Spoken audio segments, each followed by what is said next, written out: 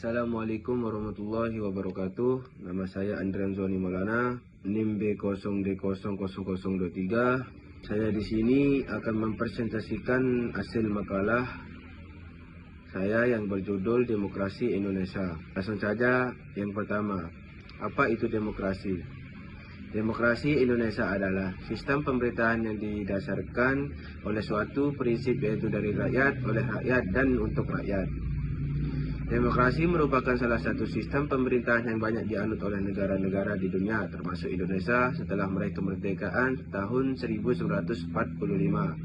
Untuk menjalankan pemerintahan yang demokratis, maka diperlukan pemilihan umum yang dilaksanakan secara berkala dengan tujuan memilih wakil rakyat. Dalam keterwakilan ini, warga negara memiliki hak dan kesempatan yang sama untuk memilih dan dipilih menjadi anggota lembaga perwakilan rakyat sebagaimana yang tercantum dalam pasal 27 ayat 1 Undang-Undang Dasar Negara Republik Indonesia tahun 1945 yang menyatakan bahwa segala warga negara bersamaan kedudukannya di dalam hukum dan pemerintahan dan wajib menjunjung hukum dan pemerintahan itu dengan tidak ada kecualinya.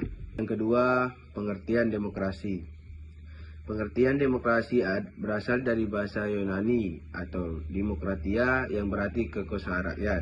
Demokrasi berasal dari kata demos dan kratos. Demos yang memiliki arti rakyat dan kratos memiliki arti kekuasaan.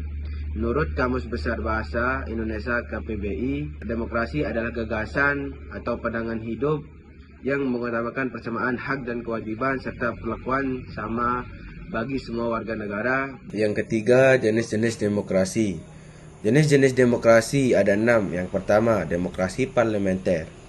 Demokrasi parlementer adalah demokrasi yang memberi lebih banyak kekuatan kepada legislatif atau disebut dengan demokrasi parlementer. Yang kedua, demokrasi langsung. Demokrasi langsung atau demokrasi murni merupakan jenis demokrasi di mana rakyatlah yang memiliki kekuasaan secara langsung tanpa perwakilan. Yang ketiga, demokrasi tidak langsung. Demokrasi tidak langsung adalah ketika rakyat dapat memilih siapa yang akan mewakili suara mereka di parlemen. Yang keempat, demokrasi Pancasila. Demokrasi Pancasila merupakan demokrasi yang saat ini berlaku di tanah air Indonesia.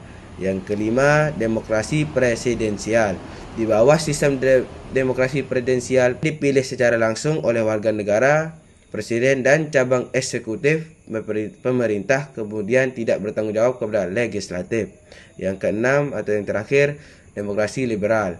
Demokrasi liberal dalam demokrasi yang menggunakan sistem politik dengan paham memberikan kebebasan individu. Yang keempat, ciri-ciri demokrasi.